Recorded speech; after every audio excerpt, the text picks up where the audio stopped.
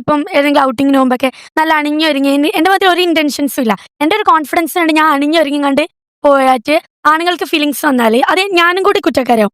അതിന്റെ റീസൺ എന്ത്? അപ്പം മതം നിന്നെ പിടിച്ച് മുറുക്കല്ലേ? ലൈക് എന്റെ ഫ്രീഡം അവിടെ ഇല്ലാണ്ടാക്കല്ലേ? വസ്ത്രധാരണത്തിൽ പ്രശ്നം ഉണ്ടെങ്കിൽ നോക്കുന്നത് പുരുഷനല്ലേ? പുരുഷനല്ലേ തെറ്റുകാരൻ എന്നാണ് ചോദ്യം. ഒബ്വിയസ്ലി പുരുഷനാണ് തെറ്റുകാരൻ. അത് ഞാൻ പറയുന്നതല്ല, ഖുർആനാണ് അത് പറഞ്ഞിട്ടുള്ളത്. കാരണം ഹിജാബിന്റെ ആയത്ത് നിങ്ങൾ ശ്രദ്ധിച്ചറിയും. ഹിജാബിന്റെ ആയത്ത് തുടങ്ങുന്നതിന് മുമ്പ് എന്താ പറയുന്നത്?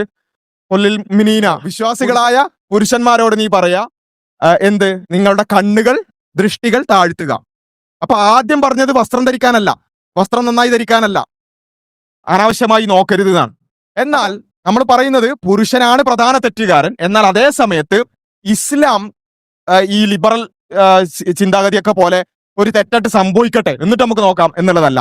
ഇത് എല്ലാം അറിയുന്ന പടച്ചോനിൽ നിന്നുള്ള ആയതുകൊണ്ട് തന്നെ ഒരു തെറ്റ് സംഭവിക്കാതിരിക്കാനുള്ള സാമൂഹ്യ സാഹചര്യവും ഒരു സൊസൈറ്റിയെ ആ രൂപത്തിൽ കൂടി എന്ത് ചെയ്യും? ഇസ്ലാം മാറ്റും. അതിന്റെ ഭാഗമായിട്ടാണ് എന്ത് ചെയ്തത്? ഈ സ്ത്രീകളുടെ വസ്ത്രധാരണം പറഞ്ഞിട്ടുള്ളത്.